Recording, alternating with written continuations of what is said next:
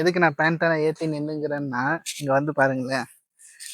இங்கே பாருங்க, நாங்கள் சாப்பிட்டு போட்ட மாங்காய் கொட்டை இங்கே பார்த்தீங்களா, அதில் ஒரு செடி முளைச்சுருக்குது பாருங்க. ஸோ இந்த செடியை வந்து நாங்கள் வந்து இங்கேருந்து எடுத்து ஷிஃப்ட் பண்ண போகிறோம். இது வந்து குண்டு மாங்கான்னு நினைக்கிறேன், பார்க்கலாம்.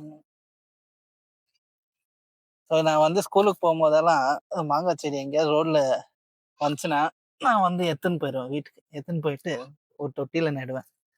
ஆனா அந்த மரமே வராது, செடியே வராது. ஆமா, பாத்தீங்களா, எங்க குண்டு மாங்காய் தான். இந்த மாதிரி பப்பாளி பழ மரம் இங்க அங்க அங்க எல்லா இடத்துலயும் நாங்க நட்டுங்கிறோம். ஸோ இந்த செடியை நாங்க நட போறோம். பழவோட விதை வந்து இதுதான். விதைய பார்த்தீங்களா எவ்வளவு மெல்லிசா இருக்கு. மாம்பழம் வண்டி தான் 25% ஆஃப் த பழத்துல விதையா இருக்கும். ஸோ இந்த மாம்பழத்தை பார்த்தீங்களா, விதை வந்து மெலிசா இருக்கும். அந்த பழம் ரொம்ப டேஸ்டா இருக்கும். ஸோ இது வந்து நாங்கள் சாப்பிட்டு போட்ட மாம்பழம் தான். ஒட்டு செடியெல்லாம் கிடைக்கும். ஆனால் இந்த டேஸ்ட் வருமானு டவுட் தான். நம்ம சாப்பிட்ட மாம்பழ கொட்டையே நம்ம நெட்டு அதில் வர பழத்தை சாப்பிட்றது தான் ரொம்ப டேஸ்டா இருக்கும். ஒட்டு செடி நம்மளுக்கு தெரியாது எப்படி இருக்கும்ன்ட்டு, மரம் செடியெல்லாம். ஸோ நம்மளே விதை போட்ட நெட்டு மரம் வர்றதுக்கு லேட் ஆனாலும் பிரச்சனை இல்லை, அந்த இதே நடலாம். ஸோ நான் எனக்கு இதே இடத்துல நட போறேன்னா, ஸோ இந்த இடத்துல வந்து நாங்கள் பாத்திரம்லாம் கழுவுற இடம், தண்ணி வந்து சேரும். ஸோ தண்ணி வந்து டைமுக்கு கொடுக்கணுன்ட்டு அவசியம் இல்லை. சரி, செடி வரட்டும், அதுக்கப்புறம் நான் இந்த செடியை எடுத்து ரீப்ளேஸ் பண்ணிடலான்னு இருக்கேன். ஸோ இந்த 3 விதையும் இந்த இடத்துல நட போகிறேன். இன்னும் 1 வந்தால் கூட போதும் எங்களுக்கு.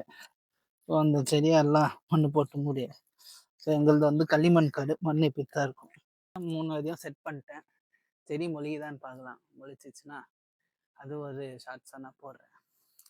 மாம்பழம் பற்றி நம்மளுக்கு தெரியும். மாம்பழம் கொட்டை பற்றி நம்மளுக்கு என்ன டீட்டெயில் தெரியுமா? Most of the cream, moisturising க்ரீமில் வந்து மாம்பழம் கொட்டை தான் யூஸ் பண்ணுவோம். கொட்டையோட ஆயில் தான் எடுத்து யூஸ் பண்ணுவோம். அப்புறம் மாம்பழம் கொட்டை வந்து சில கண்ட்ரியில் வந்து மஸ்கிட்டோ ரிப்பலண்ட்டாக யூஸ் பண்ணுவாங்க.